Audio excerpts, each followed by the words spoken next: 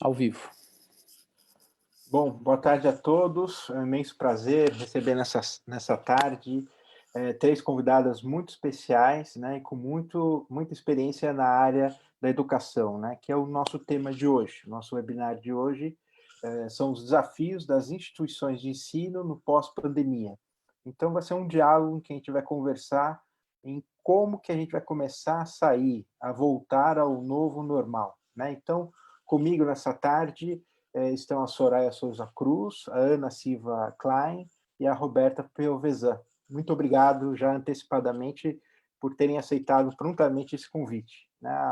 A Soraya ela é psicóloga, especialista em gestão de redes de atenção à saúde e mestranda na Faculdade de Saúde da USP. Atualmente, ela coordena o projeto Educação e Saúde da População do Hospital Albert Einstein. A Ana Silva é pedagoga, especialista em filosofia e educação pelo Instituto Sete Sapiens e mestranda em ciências sociais pela PUC de São Paulo. E atualmente ela é coordenadora pedagógica da Rede Alix, que congrega diversas escolas pelo Brasil. A Roberta Piovesan é mestre e doutoranda em língua portuguesa pela PUC de São Paulo e professora efetiva de língua inglesa na Rede Estadual de São Paulo. E atualmente ela ocupa o cargo de secretária adjunta da Secretaria de Educação do município de Itapevi. Muito obrigado pela presença de vocês. Certamente teremos uma ótima conversa nesses próximos 60 minutos. E eu também gostaria de agradecer, sempre faço esse agradecimento, aos nossos leitores pela audiência significativa nesses nossos eventos aqui online. É muito importante a audiência de vocês, a participação de vocês, e eu agradeço já antecipadamente. Como eu gosto sempre de fazer, recapitulando, esse é um webinar de vários que a gente já fez, já falamos sobre o impacto da Covid na economia, violência e poder em tempos de pandemia, o impacto da Covid-19 no direito brasileiro, Brasil entre crise sanitária e crise política e humanização na saúde em tempos de pandemia. Todos esses webinars, todos esses eventos estão disponibilizados no nosso site do Facebook e vocês podem assistir a qualquer momento. E o nosso tema de hoje, como adiantei, é interessantíssimo, muito importante, né? O desafio do retorno às aulas presenciais, né? Após a pandemia em que vivemos. Para iniciar, como sempre, vou passar a palavra às nossas convidadas especialíssimas, para que apresentem suas impressões iniciais desse momento delicado, o impacto da pandemia na vida das instituições de ensino, pública e privada, e como que elas enxergam esse momento, né? E de pronto eu vou passar a palavra aqui para a Ana Silvia, para que ela teça aí os seus comentários iniciais. Ana, por favor, a palavra é sua. Muito obrigada. Obrigada, doutor Gustavo, pelo convite. Obrigada aos ouvintes, quem está nos acompanhando, Roberta e Soraya, minhas companheiras nesta difícil tarefa de lançar alguma luz sobre os desafios das instituições escolares. Eu queria começar, na verdade, voltando um pouquinho antes, porque eu acho que para lançar luzes no pós-pandemia, nós precisamos lembrar do antes da pandemia e no durante a pandemia. Então, tem dois pontos só que eu gostaria de resgatar, que eu acho que são pontos que a gente pode pegar depois e continuar as discussões. Antes de pandemia, nós temos uma escola em que a marca desta escola, seja ela pública, privada, a escola, a instituição Escola e Educação, a marca dela é a presença. É a presença física e pontual do professor, do aluno, da relação. A relação pedagógica de qualidade, ela acontece na interação. O aluno com criatividade, com projetos, com convivência entre os outros, ele vai se tornando sujeito de um processo. Então, a primeira coisa que nós perdemos lá, e aí passa-se um desafio para nós, é a presença. O segundo ponto é que eu me lembro que logo que nós entramos no isolamento social, a Organização das Nações Unidas lançou um manifesto dizendo que se nós ficássemos em suspensão de aula por um longo período, nossos alunos teriam uma perda real de conhecimentos e de habilidades. Então, nós, fora da escola, teríamos a missão, como educadores, de manter a escola viva fora dos seus muros escolares. apesar de saber que não estamos com o nosso efetivo de qualidade total, que é a presença, nós tínhamos que nos reinventar para manter a escola viva. E eu acredito que foi isso que foi acontecendo em todos os países e no Brasil também. É lógico que a doença mostra a sua cara mais desumana na desigualdade social e de países como o nosso. Então, nós temos aí graus de escolas na nossa rede, que é uma rede bastante humana, que tem projetos, trabalhos sociais da Rede Alix. Você percebe as diferenças e o trabalho muito importante que nós temos que fazer nesse momento de resgate dessas desigualdades, porque eu acho que a doença mostra essa cara.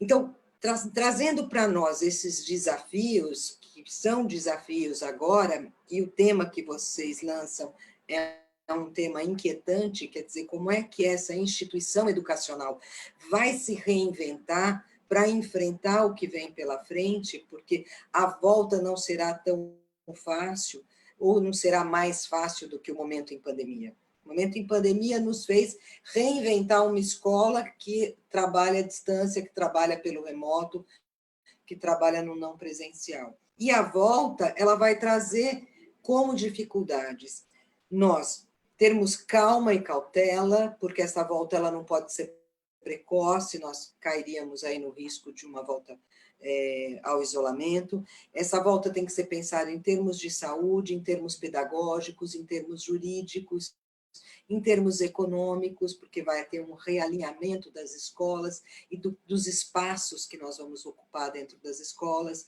Eu gosto muito de um protocolo que a Federação das Escolas do Educacional Privado Brasileiro, que se chama Plano Estratégico de Retomada das Entidades do Segmento Privado, eles elaboraram. Eu acho que é uma coisa bem bacana para que possamos disponibilizar todo mundo para ler. Esse plano está dividido em setores, mas eu acredito, então, que as dificuldades da retomada, passando pela saúde, entram pelos protocolos, que são estes protocolos de segurança, que depois a gente fala um pouquinho mais sobre eles, entra no reinventar a escola, no processo pós-pandemia, que seja reestruturação de espaços e reorganização curricular.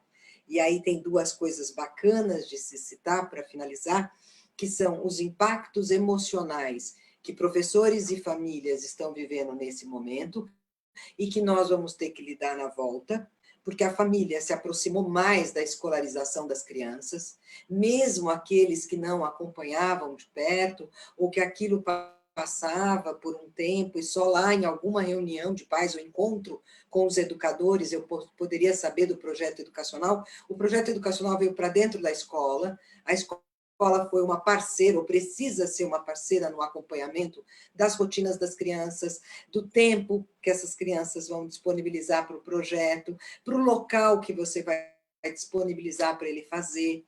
Então, os pais se familiarizaram com a escolarização. E, por um outro lado, os professores se reinventaram neste oposto, de recortes de conteúdo e tentar entender o que estava acontecendo com este aluno em casa. Estas questões, eu acho que nós precisamos tratar nos desafios. Do protocolo da saúde, ao ganho de novo presencial, a como a reorganização desses espaços vão acontecer, quais são os impactos emocionais que nós vamos ter das crianças, dos adolescentes, das famílias e dos professores na volta, e não perder esse momento duro, porque toda crise também nos faz crescer, mas nós crescemos enquanto ferramentas, tecnologias, modos de nos conectar. Então, essa educação híbrida, ela pode continuar a fazer parte dos nossos processos pós-pandemia. Eu deixo aí, eu acho que muito mais desafios do que ajuda nessas luzes, mas deixo aí 4, 5 pontos dos quais eu acho que as instituições educacionais precisam se debruçar. Enquanto equipe, buscando outros agentes, inclusive. Todos os agentes vão precisar fazer parte de uma força-tarefa que nos ajude a reinventar essa escola que vai voltar gradualmente, com segurança, com cautela, sem correria e sem estar precoce.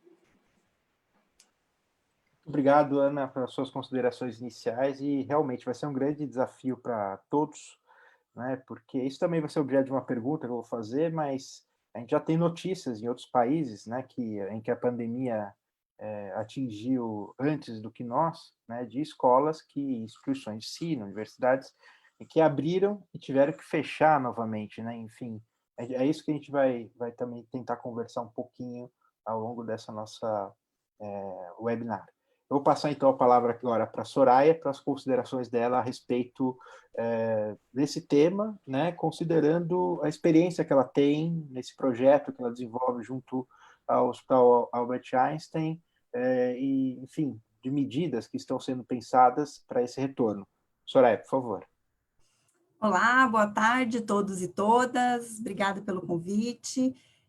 Vai ser muito boa essa troca, e eu já vou usar aqui uma parte da fala da Ana, quando ela diz que a criança ela é sujeito, né? Eu acho que isso é o segredo de qualquer intervenção educativa, é a gente conseguir transformar a criança em sujeito e não em objeto, né?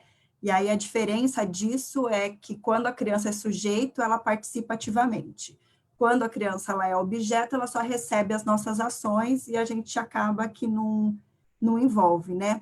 O projeto de educação e saúde da população do ensino do Hospital Albert Einstein, ele é voltado para fazer a criança ser protagonista no processo de saúde dela, que ela consiga reconhecer dentro, né, das limitações da autonomia que uma criança tem, mas como é que ela se responsabiliza por esse cuidado em saúde. E é bem surpreendente, assim, né? Acho que no começo as pessoas até causavam um estranhamento, porque a gente começou a trabalhar lá em Itapevi com a galerinha do primeiro ano, então é uma molecadinha entre 5, 6 e 7, e aí como é que responsabiliza uma criança desse tamanho pela saúde dela, mas a gente desenhou um projeto bem bacana que dá para contribuir. E aí eu vou usar esse mote para dizer que a minha aposta é que a gente traga a molecada para a solução, que a gente transforme a galerinha em sujeito junto com a gente, inclusive, para encontrar soluções para esse pós, assim. Para começar, eu acho que eu vou usar esse gancho da Ana e aí depois a gente vai trocando e eu explico um pouquinho mais do nosso projeto. Tá bom, Soraya, obrigado pelas suas considerações. Roberta, está me ouvindo? Por favor, suas considerações iniciais, Roberta. Obrigado por ter aceitado o nosso convite. Estou te ouvindo. Vocês estão me ouvindo bem? Está certo, né? Pode falar.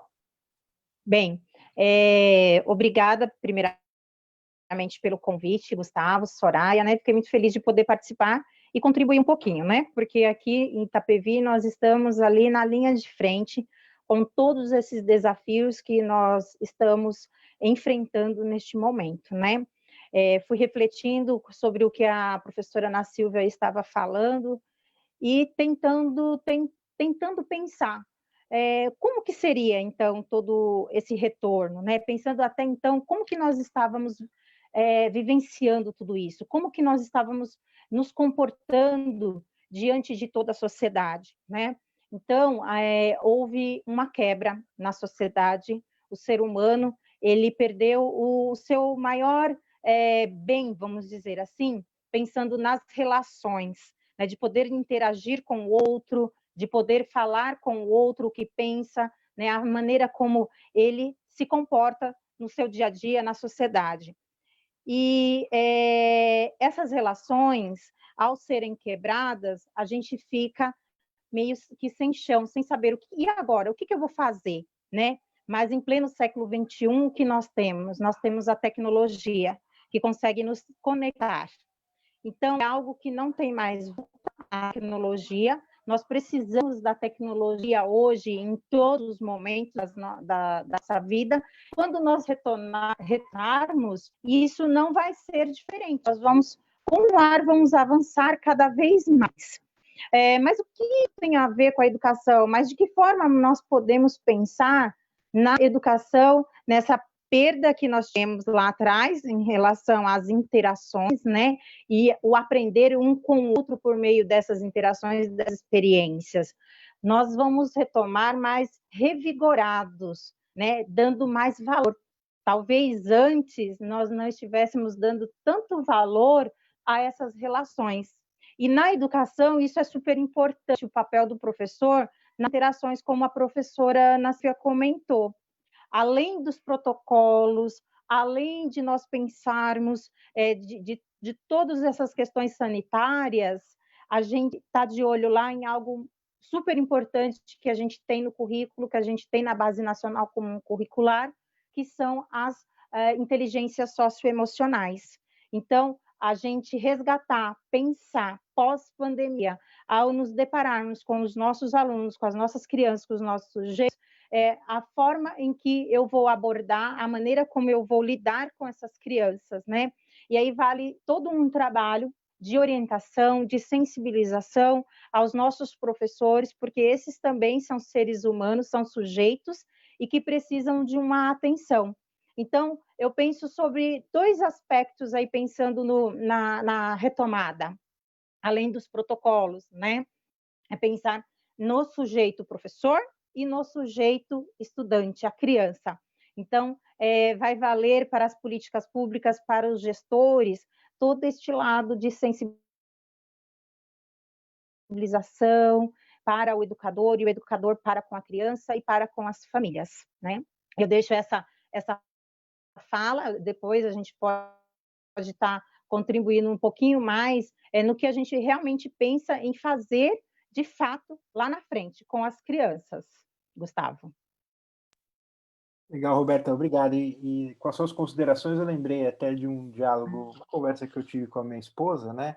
Hoje mesmo, né? Que a gente conversou. Se essa pandemia tivesse Ai, Jesus, eu acho que... surgido de 10, 15 anos atrás, os efeitos dela seriam muito mais nocivos, né? Porque hoje em dia, como a professora Roberta mencionou, a gente tem a tecnologia que nos ajuda, né? Até aulas online, Gustavo? a gente tem dadas com muita facilidade, né? Então, isso foi um ponto bem relevante. Aí, Ana, eu volto com você para que você fale um pouquinho também sobre essa questão da tecnologia, o quanto que ela mudou, né, o dia a dia da escola, né, e se essas mudanças, ao seu ver, Acho que nem ouviram. permanentes ou elas vão trazer algum efeito maior, quer dizer, as aulas talvez não voltem da mesma forma que eram antes da pandemia, né? Vai ser um misto, enfim, como que vocês estão pensando isso?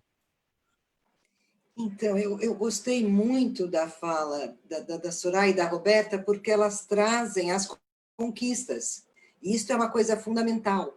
A conquista, né, a Roberta traz a conquista do aluno, quer dizer, quem é esse sujeito estudante que vai ajudar, porque muitas vezes a tecnologia, eles já estão ajudando os professores. Quando estão lá todos nas aulas online, pode ser que um dos alunos resolva uma questão de um microfone que saiu, ou que o professor não conectou, ou um texto que ele precisa enviar. Então, é uma troca de experiências ali que já está acontecendo. Então, eu acho que os ganhos a gente precisa pontuar.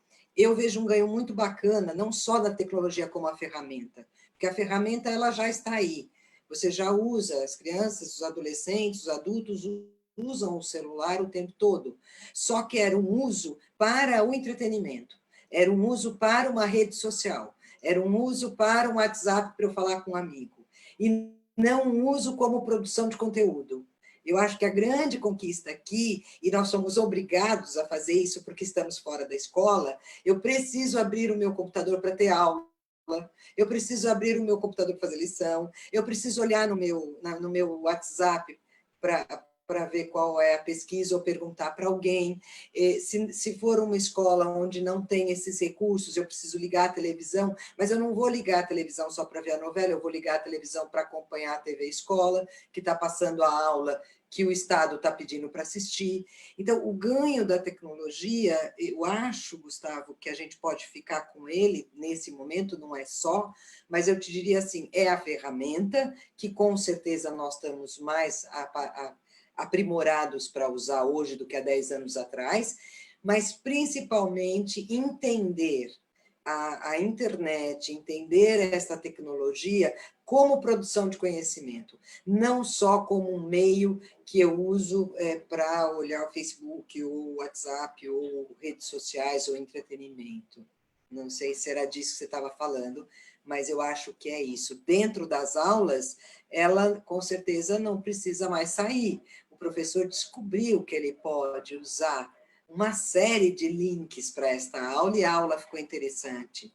Professores que tinham grandes dificuldades com a tecnologia, ou que não chegavam perto dela, tiveram que se desafiar nesse momento. Né? Tem relatos de professores assim, meu Deus do céu, eu não sou youtuber, eu sou pedagoga, como é que eu vou fazer com isso aqui? Né? E acabou descobrindo que não precisa ser youtuber, a gente não é youtuber, a gente está falando tudo errado daqui. Eu sou professora há todos esses anos e continuo falando como professora, mas que ganhos a minha aula, que dinâmica a minha aula ganhou. Eu acho que isso vai estar assim na volta. Essas são as conquistas desta pandemia que eu acho que a gente também tem que ficar com esses ganhos. Me parece também que a gente vive um salto digital inquestionável, né? E vai afetar e vai alterar o nosso modo de viver de uma forma bem intensa, né? Se não fosse, se antes não era de uma forma voluntária, por força das necessidades atuais, muita gente está se adaptando, né? Então usa celular para não só para assistir aula, para fazer compras também, enfim, a gente vai ter uma mudança bem severa nesse sentido. E aí agora minha pergunta vai para a Soraya, né? No seguinte sentido, né? Soraya, sob o ponto de vista dos impactos psicológicos, né? Sob o ponto de vista psicológico, esse impacto da pandemia, ela atinge todos, né? Todos os alunos do ensino fundamental, infantil, médio e também universitário, né? Como que você poderia descrever esses impactos? Quais são as precauções que o retorno às aulas, os colégios, as universidades, enfim, todas as instituições de ensino têm que ter para acolher esses alunos, né? Lembrando que a gente ainda está numa escalada do número de casos e, infelizmente, do número de mortes, né? E, pelo menos no meu caso, pessoas próximas já, infelizmente, faleceram por conta dessa doença, né? E eu acho que, cada vez mais, a gente vai ter alguém que nós conhecemos que vai ter passado por um momento difícil por conta da Covid-19, ou até mesmo faltar, né? Como que você vê tudo isso, Soraya? Bom, Gustavo, e todos e todas, né? Eu acho que uma questão importante que essa pandemia também está trazendo é que a necessidade que a gente vai ter que trabalhar de forma intersetorial, né? Eu acho que a escola não vai conseguir e não vai precisar dar conta disso sozinha, do mesmo jeito que a saúde não vai conseguir dar conta das questões sozinhas, né? Eu acho que vai precisar de que a escola se converse, se abra com com outros setores, né, digamos assim. Eu acho que dentro da rede pública a gente tem uma conversa e uma integração mínima entre a saúde e a escola, e que talvez a gente vai ter que pensar como é que a gente constrói essa rede dentro da rede particular, porque o projeto de educação em saúde, ele trabalha a prevenção, né? Então, no semestre passado, a gente já estava trabalhando com questões de prevenção, e a gente trabalhou higiene lá no município de Itapevi, e a gente tem um roteiro grande, né, de atividades desenhadas, e dentre as atividades desenhadas tem blocos de saúde mental, que eu acho que vai ser um momento, assim, já estava previsto lá na BNCC que a escola ia ter que trabalhar com essas questões, mas aí agora a gente vai ter que se debruçar com elas de fato, porque a gente tem um luto todo aí a elaborar, né? Acho que o luto do mundo passado, né? Que a gente conhecia, nossa rotina, a nossa segurança, o nosso planejamento, nos convoca a um luto, né? Porque assim, acabou, a gente está aprendendo a lidar com outras coisas, né?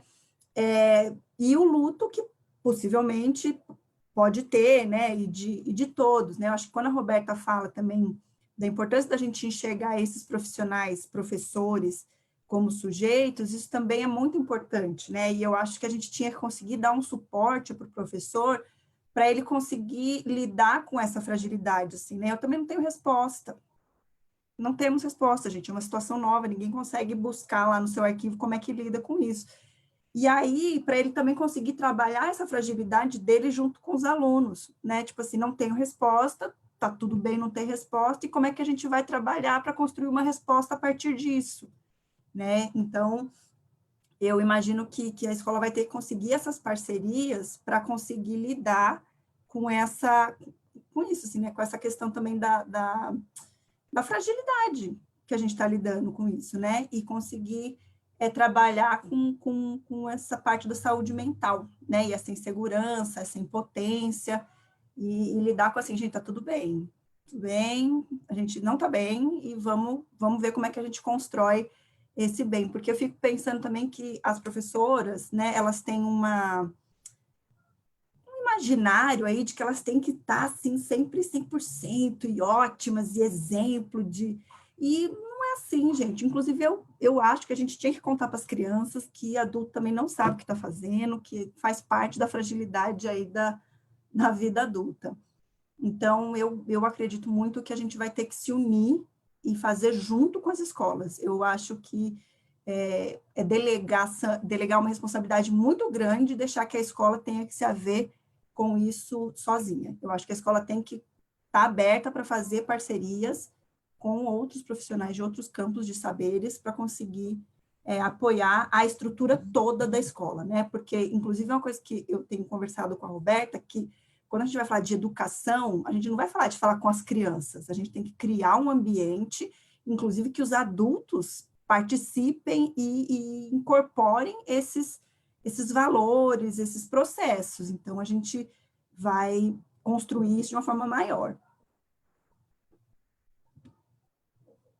Legal, Soraya, obrigado. Quer dizer, é uma ação até multidisciplinar, né, que vai exigir a atuação de todos dentro do colégio e fora do colégio também, né? Então, é um desafio muito grande. E aí, Roberta, uma pergunta, uma dúvida que eu tenho é como que os professores aí no município de Itapevi, em geral, na rede pública, né? Como que eles, quais são as principais angústias, né? Quais são os principais desafios que eles entendem, que eles sentem, né? Também os alunos, os pais dos alunos, né? Você talvez tenha contato com eles. Quais estão sendo as principais demandas?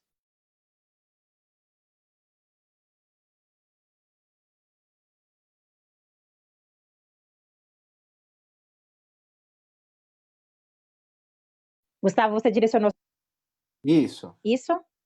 isso. Tá. Sabe por que eu estou te perguntando? Caiu um pouquinho aqui a internet e eu estou com um probleminha. Essa é uma outra questão, viu? Que nós estamos assim. O coronavírus, como o pessoal fala, é bem democrático, mas pelo jeito, a tecnologia, que é o principal recurso que nós estamos utilizando neste momento, não me parece tão democrática, né? Deixa eu ver se eu consigo resgatar a sua pergunta. E eu gostaria também de fazer um gancho em relação ao que a Soraya falou sobre o intersetor. Eu acredito que, pelo que nós estamos vivenciando aqui em Itapevi,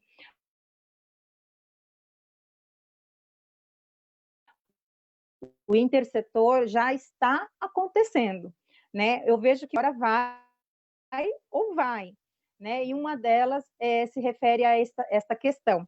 Então, a educação teve que fazer uma parceria, assim, muito bacana, teve que fazer, né? Deveríamos já ter feito isso, só que já fazíamos, mas de uma forma muito tímida, né? Então, agora se intensificou com assistência social, com cartão Bolsa Merenda, entre outras coisas. Então, assim, o cartão Bolsa Merenda, que é algo assim totalmente social, está totalmente agora vinculado à educação, né? Nós fizemos a entrega dos cartões Bolsa Merenda, né? Com uma parceria da assistência social.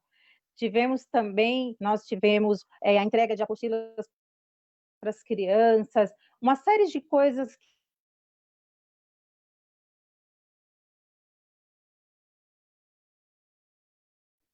Acho que a conexão da Roberta está um pouco Tá oscilando, né, Roberta? Você está me ouvindo, Roberta?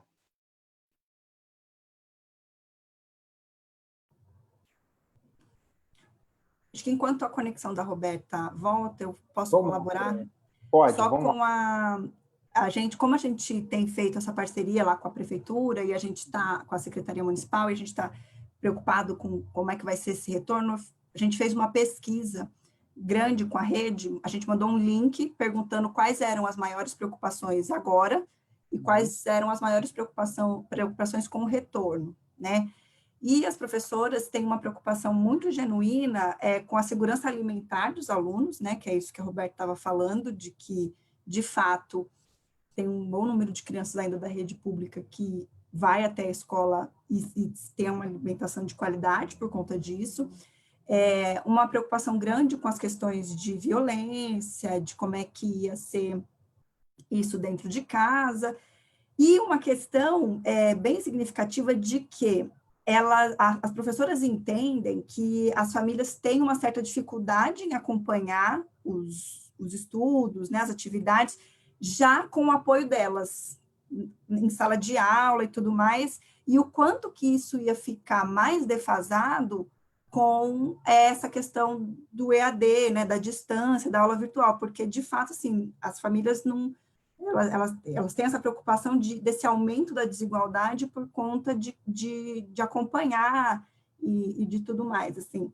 Era uma preocupação grande, e aí a preocupação delas no retorno tem a ver de como é que a gente vai conseguir fazer prevenção e lidar com todas as coisas, além do conteúdo e dias letivos, né? Mas tem uma preocupação muito, muito genuína por parte das professoras. Oi, Roberto, estava contando aqui daquela pesquisa que a gente fez aí com as professoras. Acho que a Roberta voltou. Roberta, se você quiser retomar. Voltei. Me desculpa, Imagina. tá difícil, mas vamos ver se a gente consegue. Vamos tentar retomar aqui. Então, eu estava falando a respeito da parceria, né, entre os setores da Secretaria. Isso aconteceu, está acontecendo muito fortemente aqui no município de Itapevi. E o que a Soraya fala em relação a todo o projeto que foi desenvolvido ao longo do ano passado, e a gente gostaria muito de intensificar esse ano, né, vem bem ao encontro de tudo isso que a gente está vivenciando. E essa semana mesmo a gente teve já até algumas devolutivas, porque o hospital disponibilizou a plataforma para que os professores pudessem fazer o curso, realizar a formação online, pensando já no retorno. Então, essa proposta da Soraya, da coordenação do hospital, eu achei muito interessante. Então, a gente vai pensar na formação desse professor, aquilo que eu estava falando, formar o professor, orientar o professor em relação às questões socioemocionais, né, a saúde mental, e também para os protocolos de saúde, como a professora Ana Silvia vinha falando. Esses protocolos, essas orientações, têm que ser desde a gestão até o professor, e o aluno e o familiar dele. Então, é necessário que a gente tenha em mente tudo isso, de sabermos lidar com toda essa situação, mas o que é mais válido nesse momento, que a gente deve aproveitar, são as oportunidades de lermos e estudarmos a respeito de como devemos agir quando a gente estiver com essa criança, de como nós devemos ouvir essa criança, né, de como devemos trabalhar com essa criança em sala de aula, né. Aqui no município, uma outra coisa que nós estamos desenvolvendo são as videoaulas, né? E a nossa maior preocupação nessas videoaulas, além de pensarmos nos conteúdos que estão sendo transmitidos, né? Também já sempre lembrar as crianças sobre a questão da higiene. Então, como a Soraya falou, o currículo, ele é sempre colocado ali de uma forma bem delicada para as crianças, e eles têm uma assimilação muito rápida, muito fácil, e essa geração vai ficar marcada por esses protocolos de saúde. Então, eles vão entender lá na frente, a gente não vai ter muita dificuldade, né? Então, assim, essa pandemia também trouxe uma oportunidade para que a gente possa repensar de que forma nós estamos cuidando da nossa saúde, da nossa higiene, né, no dia a dia, coisas bem simples, né, de lavar as mãos, que foi o que o projeto Educação e Saúde da População trouxe para nós, desde os pequenininhos, né? Então, é isso dessa parte, e vamos lá. Legal, Roberta, obrigado. Realmente os desafios são muito grandes, né? E a gente precisa pensar neles. E por conta disso, eu até faço uma pergunta direcionada à Ana, relacionada à sua primeira fala aqui. Você falou de um protocolo, de um estudo, acho que as escolas particulares fizeram, né, a respeito das medidas que terão que ser adotadas, Ana, nesse retorno, né? Você poderia falar um pouco mais desse documento, para que a gente também possa difundi-lo, né? E exemplificar, talvez, deixar um pouco mais concreto quais seriam essas medidas e quais são as principais preocupações. Eu acho, entendi. Gustavo, eu acho que as medidas são conhecidas, elas não são desconhecidas, não. Eu acho que teve só uma organização por parte da federação, porque, de fato, nós vamos precisar fazer com que as crianças tenham mais higiene na escola. O cuidado com a higiene é um cuidado que terá redobrado, isso, como a Roberta falou, é um ganho. Nós teremos que ter um olhar para os planos de trabalho, que, na verdade, é a parte pedagógica, e que planos de trabalho são esses, porque também não pode sobrar para o professor este peso que elas estão trazendo, de que, assim, como é que eu vou dar conta disso tudo, da criança que não aprendeu, da criança que tem que cuidar da higiene, da criança que tem... Então, a reorganização, o realinhamento disso, e é isso que o protocolo traz de interessante, é que cada local precisa sentar e fazer o seu plano de retomada. Para isso, nós precisamos, como se nós fôssemos voltando gradualmente à escola, e cada grupo que volta precisa ter uma grande avaliação diagnóstica. E uma avaliação diagnóstica, na verdade, o que ela é, né? É um olhar nosso, como quando a gente chega na UPA, ou no pronto-socorro, e alguém diz assim, o que a senhora está sentindo? Bom, essa aqui está sentindo dor de cabeça, esse aqui está sentindo isso, esse aqui já está um pouco mais grave, esse aqui está menos grave. A escola precisa fazer uma radiografia do que ela está recebendo. É isso que o protocolo diz, uma grande avaliação diagnóstica que não passa só pela questão pedagógica e pelos conteúdos, que também precisa ser feito. Pode ser que alguém tenha avançado na mesma classe, você vai ter níveis diferentes de avanços educacionais. Então, como é que nós vamos trabalhar estes recortes? Então, a avaliação diagnóstica ela vai dar esta cara de como é que eles chegam, e é isso que o protocolo está propondo quando ele fala em planos e planejamentos. Mas também uma avaliação diagnóstica de como as pessoas estão, como as pessoas chegam, que impacto emocional é este. Então, vai chegar aquele professor desesperado em querer cumprir todo o currículo e não vai dar conta de cumprir isso tudo. Vai chegar o professor e dizer assim, não, vamos devagar, não vamos cumprir nada, não, entre eu não cumprir nada e eu cumprir tudo. Qual é o limite dos recortes que nós vamos fazer dentro das áreas?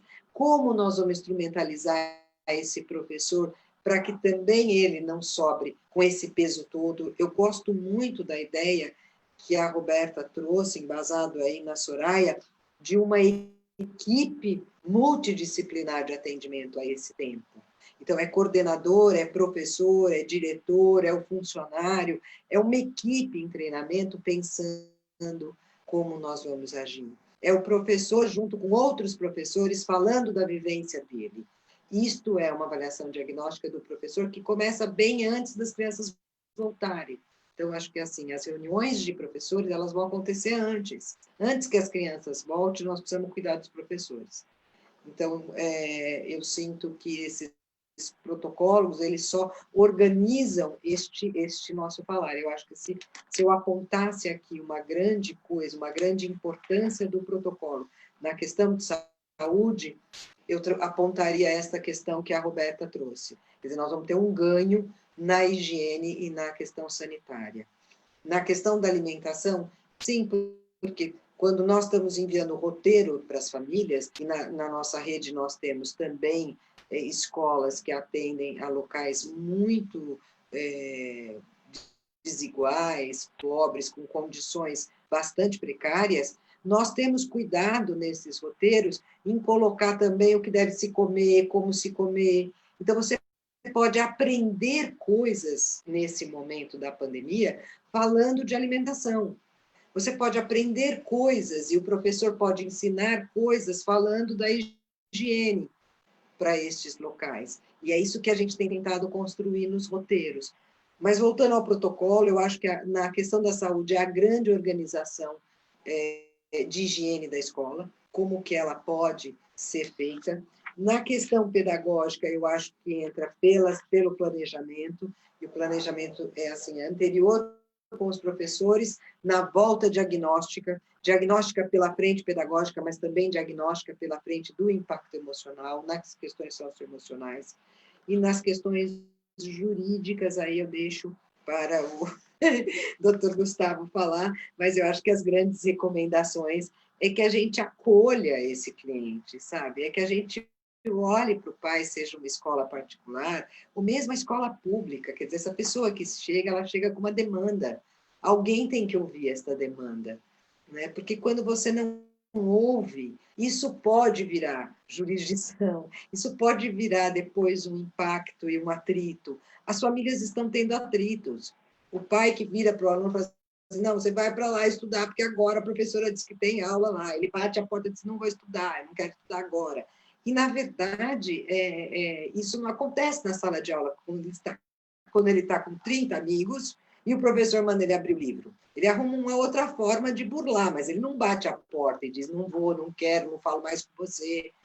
Então, se nós tentássemos, nesses 3 parâmetros protocolares, na saúde, no pedagógico da diagnóstico e no jurídico, que é, na verdade, assim, abrir o canal de diálogo com pais e professores. Essa, eu acho que é a grande movimento aí. Desculpem. Eu posso só colaborar com 2 coisas dentro disso que a Ana falou. A primeira, sobre essa história do acolhimento, eu acho que a gente tem que ter claro uma coisa, né? Ouvir não é resolver. A gente não precisa, assim, né? Imediatamente, tudo que vem para a gente vai ouvir e vai resolver. Porque, muitas vezes, a família só quer, assim, tá difícil. Alguém que confirme para ela que, assim, de fato, tá difícil. Não tá bom para ninguém. Vamos pensar junto? Porque, assim, às vezes você ajuda a pessoa a pensar, sabe assim, porque quando a gente tenta resolver um problema sozinho, a gente fica muito preso no nosso jeito de pensar, né, de resolver.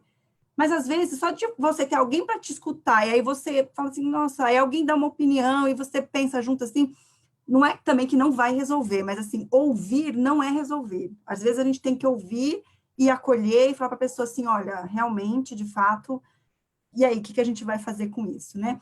E uma outra coisa que a Ana estava falando, dessa história do retorno, que nossa experiência lá em Itapevi deu para a gente, o que a gente fez para trabalhar o tema de higiene, por exemplo? Que as professoras tinham uma grande preocupação, porque no primeiro ano tem uma questão forte da alfabetização, e aí elas falavam assim, a gente não pode perder conteúdo, né, deixar de ensinar as crianças a lerem e escrever por conta de temas de higiene. E aí a gente montou um plano de aula que fosse transversal.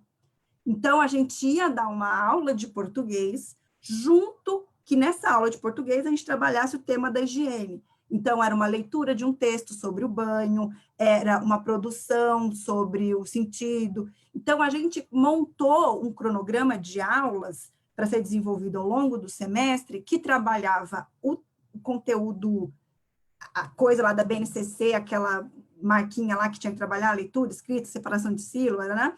Mas a gente trabalhava a higiene transversal.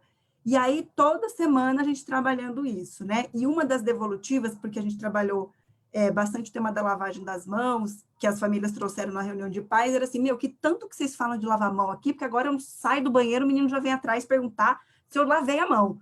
Então, assim, é um processo que a gente foi fazendo com eles toda semana e, assim, não teve perda de conteúdos e habilidades. Eles desenvolveram o que eles precisavam desenvolver com o ganho dessa questão da higiene, que eu acho que pode ser um processo agora no pós-pandemia, entende? Como é que a gente vai trabalhar tudo isso, mais o conteúdo? Vamos trabalhar transversal, vamos pensar onde a gente quer chegar e trabalhar de forma transversal.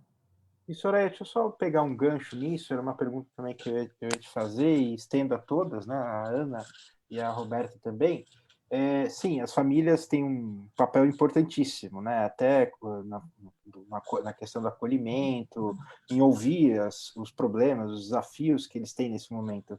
Mas as famílias também, nesse retorno, vão ter uma responsabilidade muito maior, porque elas vão ter que zelar não só pela saúde dos seus filhos, mas pela dos filhos dos outros, como, por exemplo, não vão poder mandar, em hipótese alguma, filhos que estejam com algum sintoma de gripe para a aula, né? E os pais têm plenas condições de terem de ter essa análise antes, né? Então, a gente está falando de retorno, acolhimento, mas nos seus estudos e nas conversas que você tem feito aí na sua área e com os profissionais lá do hospital, você consegue exemplificar para a gente algumas medidas concretas? Por exemplo, os pais têm que ser muito mais zelosos para não enviar os filhos doentes. O colégio tem que tomar alguma medida de, sei lá, medir temperatura, separação de carteiras, tem a questão da máscara, né, que você, numa conversa que a gente teve, mencionou também, crianças muitas vezes trocam as máscaras, né? São vários desafios que também, como a Roberta falou, você não pode deixar nas costas das professoras, dos professores, né? Então, quais são essas medidas, né? Na Europa a gente viu isso, na França aconteceu isso agora recentemente. Eles liberaram de uma forma cautelosa, novos casos surgiram, não se sabe, pelo menos a gente não tem notícia daqui como que surgiu isso aí para tudo de novo. Esse vai e vem também é difícil, né? Sim. Então, quais as medidas assim, concretas que você poderia apontar, alguns desafios que as escolas, e aí vale para tudo, né? Na sua escola, universidade, pós-graduação, enfim, tem que adotar nesse retorno? Eu acho que uma outra coisa que essa a pandemia está ensinando para a gente é que a saúde é pública, né? Não é uma questão individual, a saúde é nossa. E aí eu comecei a ver algumas questões que tem uma questão cultural, que eu acho que agora a gente vai ter que trabalhar e trabalhar educando de fato todo mundo, porque, por exemplo, lá no Japão, na China, a galera já usa máscara quando está doente para não contaminar os outros. É uma questão deles, eles já sabem, se eu estou doente, não vou contaminar as outras pessoas. Não é uma cultura que a gente tem aqui, né? E a gente não está com isso. O que a gente vai ter que fazer é contratualizar com as famílias mesmo, é chamar e falar assim, todos nós somos responsáveis pela saúde dessa galera. E o que eu acho que a gente precisa é contar para as pessoas, inclusive, do que a gente está falando. Por que é que a gente tem que fazer o isolamento? Porque eu não sei se está claro para as pessoas que uma pessoa que não tem sintomas continua transmitindo o vírus. Entende? Eu acho que as pessoas têm que entender, assim, aula de biologia mesmo, chamar assim, ó, esse aqui não tem, mas ele pode transmitir, por que aos 15 dias? Eu acho que vale a pena uma questão de uma educação com essas famílias e fazer o pacto. Então, chamar a galera e falar assim, olha, é isso, e a gente vai ter que assumir que a gente vai cuidar da saúde de todo mundo e qual que vai ser o nosso contrato. E aí deixar bem claro, não dá para a gente apostar que a sua criança está com febre e seja só uma gripe, e aí aposta a avó do amiguinho. Você entende? Você quer apostar a sua mãe, a sua avó? Não dá para a gente fazer isso. Então, vai ter que ter uma coisa muito clara e contar muito com a parceria, e não vai ser uma coisa que falar de uma vez só vai resolver. A gente vai ter que falar, e aí fala de novo, e aí manda bilhete, e aí faz a conversa. E aí, para tudo, assim, inclusive essa família vai ter que ajudar a gente a ensinar a criança de que essa máscara é sua e você não pode trocar, né? Mas vai ter que ser uma parceria e conversa, e conversa, e conversa. O que vocês pensam, Ana e Roberto? Eu entendi o viés do Dr. Gustavo também por um outro lado. Eu concordo com a Soraya. Eu acho que nós temos que ter conscientização o tempo todo. Esse vai ser o trabalho educacional de todas as instituições. Nós conscientizamos. Mas eu também acredito que, como nós, lá na Rede Alix, o Dr. Gustavo sabe, nós temos escolas na França também, né, que viveram esse momento, de apesar de conscientizar e tudo isso, as escolas voltaram a ter uma recaída. Então, eu acho que entra aí uma questão que está aqui no protocolo que eu acho interessante. Nós mantermos um projeto remoto, porque algumas crianças podem se contaminar e voltar para o isolamento enquanto as outras continuam. Então, aquela criança, ela vai entrar naquele processo de distância que nós já estávamos, mas ela precisa continuar vivenciando a escola. E nós precisamos continuar enviando para este grupo que não está na escola aquilo que a gente fazia fora da escola. Por isso que este processo ele é gradual. Volta um grupo, pode ser que alguns não voltem, por exemplo, há países em que os pais não quiseram levar de imediato na volta à escola, até com medo. Então, 30%, 20% das crianças não voltaram, outros voltaram. Na escola pública, pode ser que a gente tenha uma demanda, que alguns voltem, outros não voltem, mas que a gente tenha ali um aporte pedagógico, um material impresso, que possa ser repositário desse projeto pedagógico que a criança leve, caso ela adoeça, porque eu acho que é disso que você estava falando, Gustavo. Nós podemos voltar e podemos ter uma nova onda, uma recaída ou alguém. Apesar de que conscientização, eu concordo com a Roberta, todos os agentes da escola, sejam biólogos, psicólogos, pedagogos, professores, todos nós estaremos a serviço do entender esta nova doença. É uma nova doença, nós não temos muitos dados, temos poucos dados e os que temos precisamos usar. Legal, Ana. Roberta, e aí com vocês, né? O que vocês estão pensando nesse retorno de medidas concretas?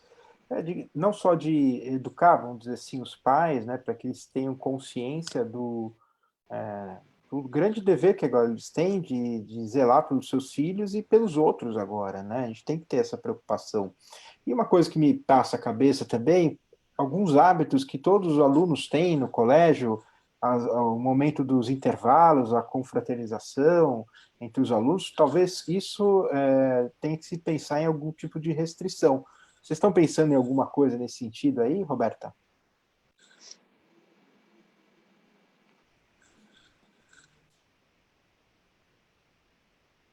Alô?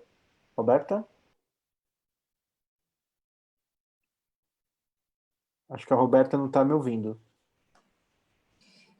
Talvez a Roberta trabalha com saúde e educação, né? E pode muito fazer esse viés que nós estamos falando, Roberta, quer dizer que medidas à saúde pode, de fato, ajudar os educadores, os pedagogos, né? Porque nós entendemos, conscientizamos, mas nós não temos o aprofundamento, né, do profissional de saúde. Você imagina esse profissional na escola, quer dizer, como é que é isso, né? Acho que a Roberta voltou. Roberta, está me ouvindo? Acho que seu som está desligado. Isso. Voltei, mas a minha internet Está oscilando, né? ao que foi falado, mas eu ouvi um pouquinho que a Ana Silvia disse em relação a 3 aspectos da retorno. Estou te ouvindo, só que ela está falhando. Acho que a conexão ainda não está muito boa, Roberta. Eu vou fazer o seguinte, a gente já está chegando no final do nosso encontro, como eu falei para vocês antecipadamente, 1 hora passa muito rápido, né? E eu vou fazer uma rodada aqui das considerações finais já, tá bom? Posso começar? Porque aí eu vou já começar com a Soraya, Ana exatamente. Silvia. Vamos lá, Ana, Soraya. qual que é a estratégia que eu acredito que seja muito, muito válida, que é uma que eu usava lá no CAPES e que eu acho que a gente tem feito bastante lá em Itapevi, a gente chama matriciamento. Então, é importante que tenha um profissional de saúde de referência, de preferência que seja de um centro de saúde que consiga abarcar essa demanda depois, entende? Então, se vocês tiverem parcerias com alguém da escola, com algum centro de saúde da escola que vá fazer esse atendimento depois, é interessante. Mas esse profissional da saúde, ele vai fazendo essa conversa e construindo com a equipe qual é o cuidado de saúde que aquela equipe precisa, né? Então, ele vai pensar junto. Então, pode ser exemplos, tá?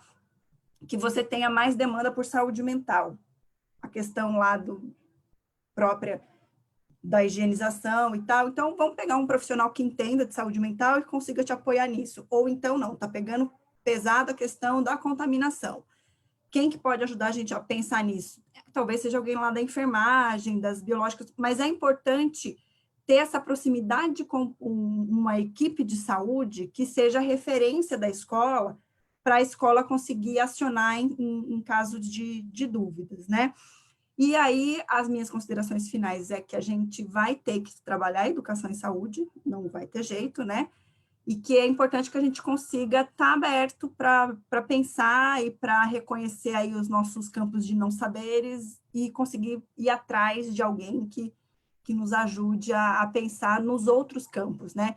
Do mesmo jeito que eu acredito muito que a galera da saúde precisa aprender a educar, né? A educar as crianças, a educar a população, a não ser tão prescritivo, né? De só falar assim, olha, faça isso, mas que a gente precisa aprender como é que educa e como é que a gente ensina mesmo, para que a população consiga entender.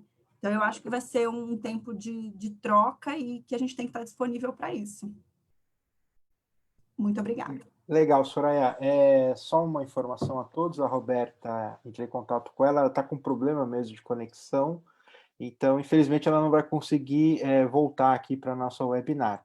Mas, de qualquer modo, deixo aqui registrado o meu agradecimento pela participação dela, as intervenções dela foram super pertinentes, e espero que em outras oportunidades possamos contar com a Roberta aí para a gente dialogar sobre esse tema que, a cada dia que se avizinha o retorno, acho que novos debates vão ser instalados, né?